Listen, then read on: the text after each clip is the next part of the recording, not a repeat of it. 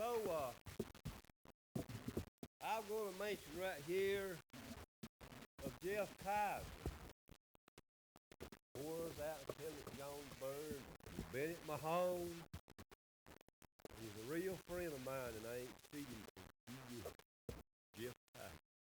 We went together, come back home.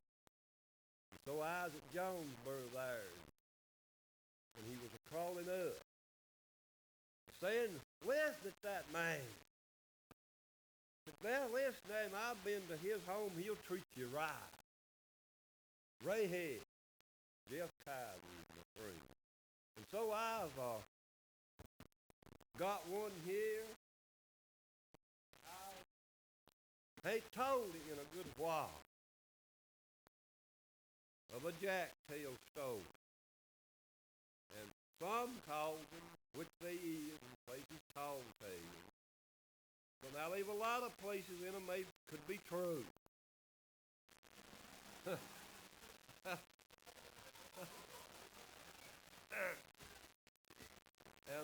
And so I'm going to tell you a little bit here of a fella that I just barely remember in my country. I was too young, but I remember him some. And his name was Hugh Young. And he had young all on his knees, looking up at him as he was talking. And so he told such a big tales, and they nicknamed him Lie Hugh Young. And so he'd say, "Begah." Now, begah, I was out one time in a den. He said it wasn't a tree and nothing to be found. Directly, he said, I hear the racket, wow, wow, wow, wow. And he said, I look, it's a grizzly bear. He said, he come to me. He said, my gosh, it was wicked, it could. And he said, I climb the trees.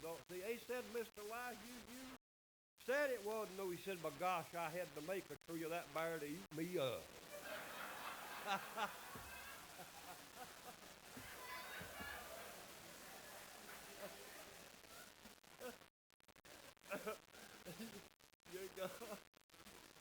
You had to make one to save his life. So he said he was out then one time, and he seen a rabbit plumb to the tip top of the tree. And a rabbit can't climb a tree, you know, only if it's a hollow tree about that big which embraces its body to climb. But there is a hollow tree. He said, my gosh, he's in the tip top of a tree, and he said, I went to shoot it. And he said it jumped a limb higher. They said, Mr. Lie, you said it was in the tip top. He said, my gosh, it had to make a limb higher to get out of reach of my gun or I'd have killed it.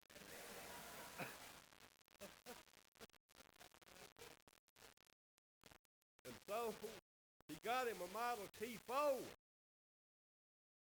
And he put a little bed on. And he went to the other fella running to get him a pig. And he said, my God, I got that pig and had it in a coat sack and that little baby. And he said it come up, my gosh, a thunderstorm. And he said, I give it to that Model T Ford and never dropped, hit me and drowned the pig in the bed behind me. He said, I just outrun it that much. The storm.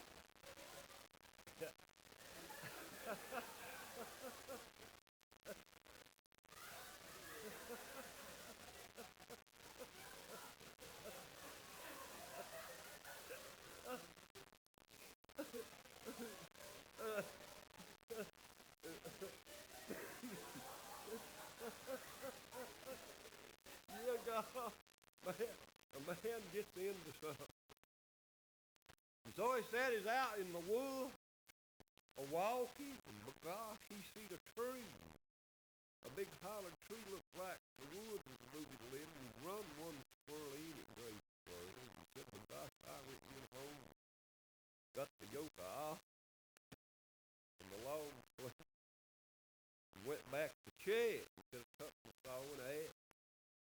said, "Begosh, I cut that tree down, and squirrels was packed in there so tight, begosh, till every time they was getting the breath was pushing that tree in and out."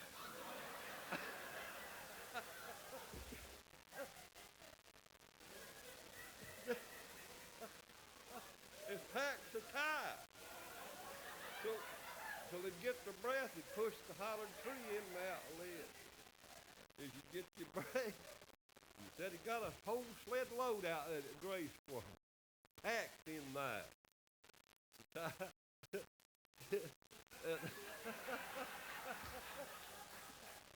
You know, was some man, I got to see him out in them a little bit, and over at the knob, right over from me, the knob mountain, they called it, they fooling him up and got him to get in a barrel.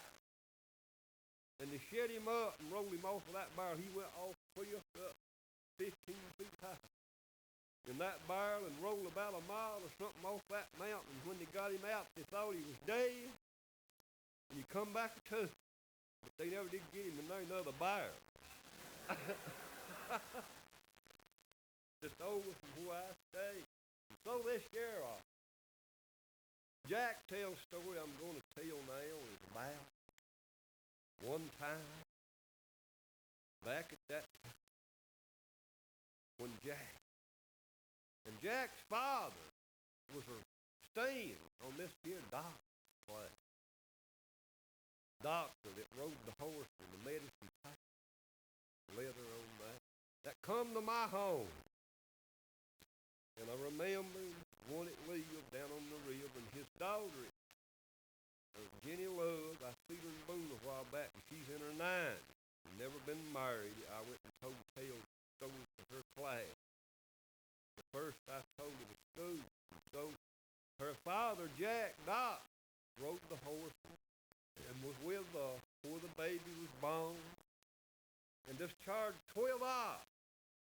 And the midwife, then, if they called granny women, charged $5 and stayed till the woman got well enough to do the work. It was a month, it was 2 weeks, and $5 to stay. Of course, to be with the woman burning the baby.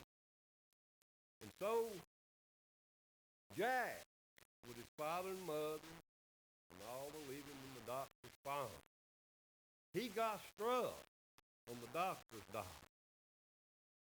So Doc come down, and he says, "Ma'am," he says, "your boys are hanging around my dog, Jack." And he says, "I don't want it." He said, "He's too tall." He said, "I've got it fed that any boy that gets my girl has got to be worth 300 guineas. And a guinea meant these big pennies.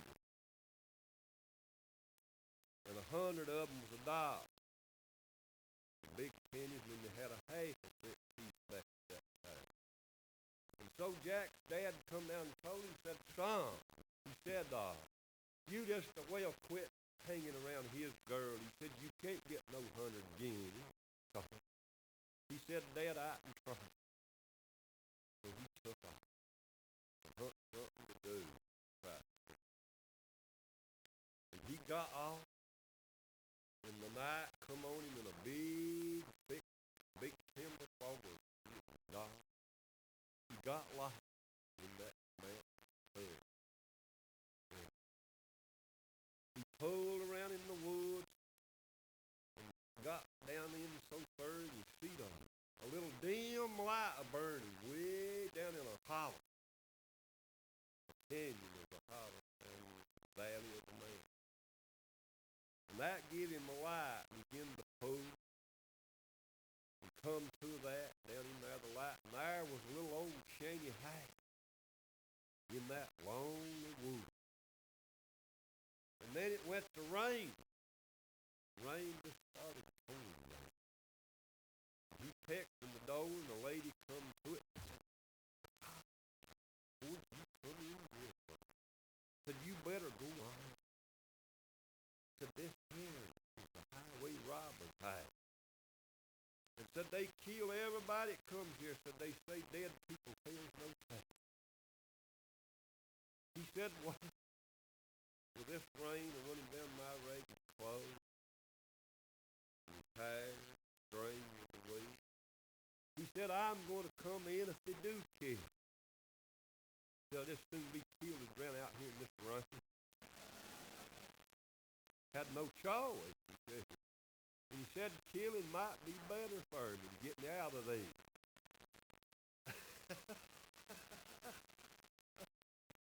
And so she said, well, come on in, and over to the side of in the little old house was a pile of straw with her dog. They had it in there for her dog to lay on.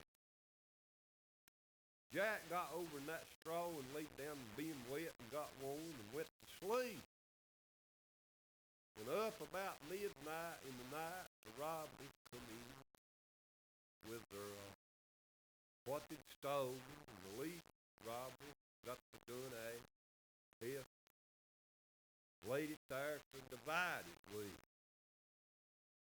While as a dividing it, Jack had rousted him up and made a mumble and brought the gun up.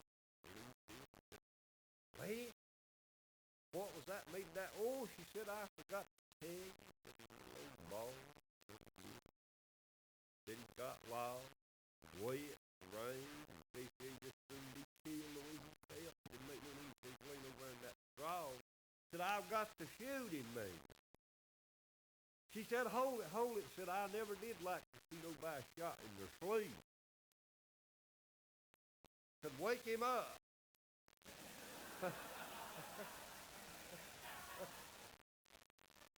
Said, if you would, wake him up. So he went over and gouged him with a pistol back, and Jack come out, eyes all sleepy like that. He said, son, I've got to shoot.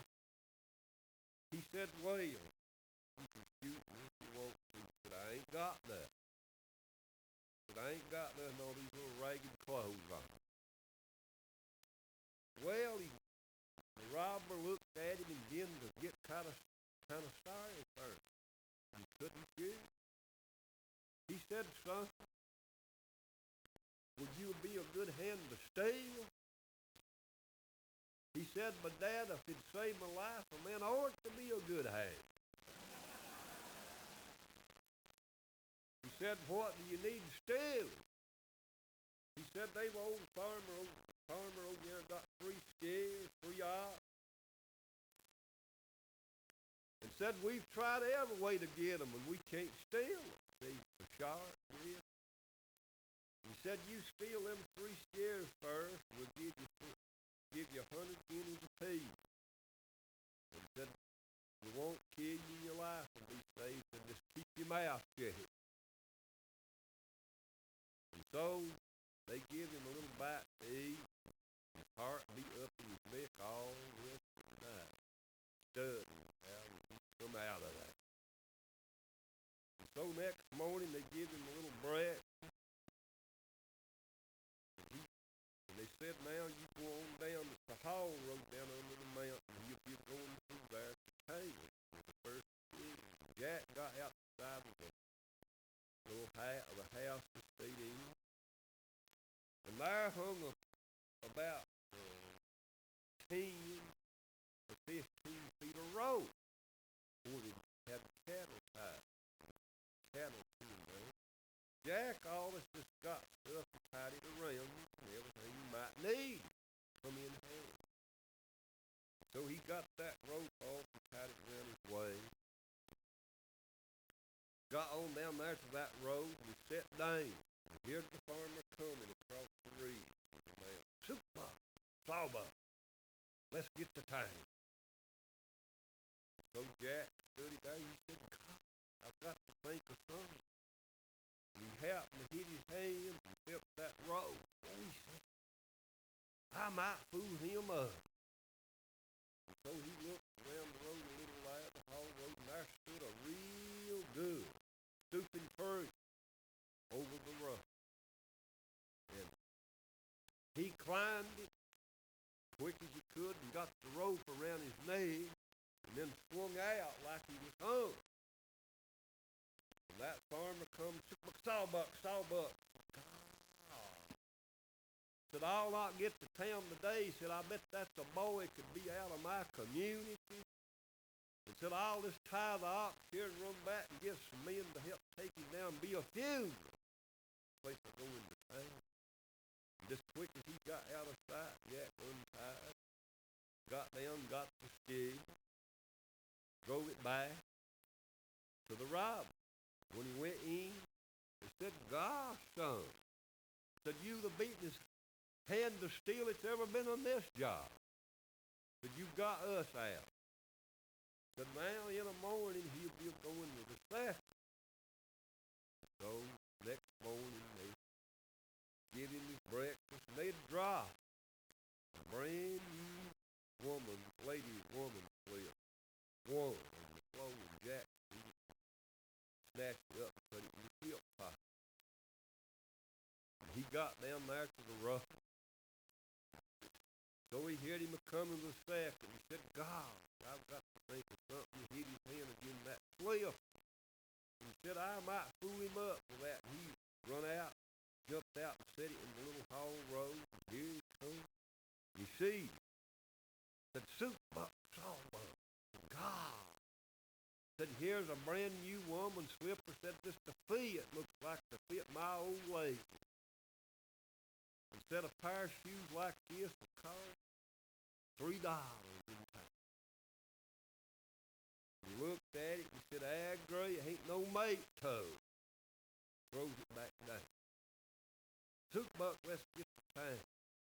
So this quick as he got outside, going on in the little hall road, Jack jumped out right quick and grabbed that slip and run through the woods and near cut on about a mile ahead and set it in front of him again.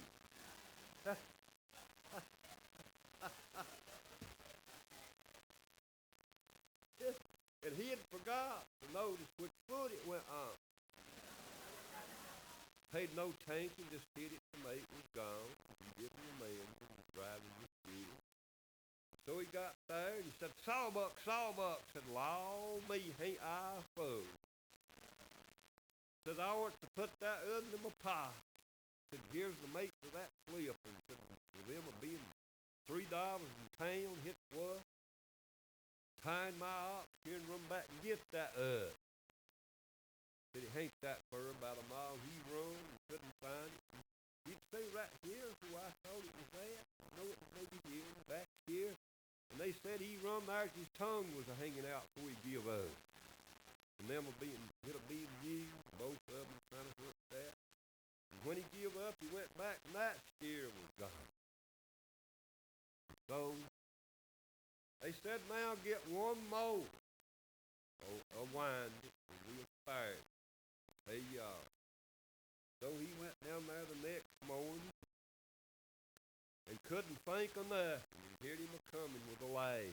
Soup buck, sawbuck, let's get the time. And so this as he got on him nearly, he thought. He said, God, I can get the wood.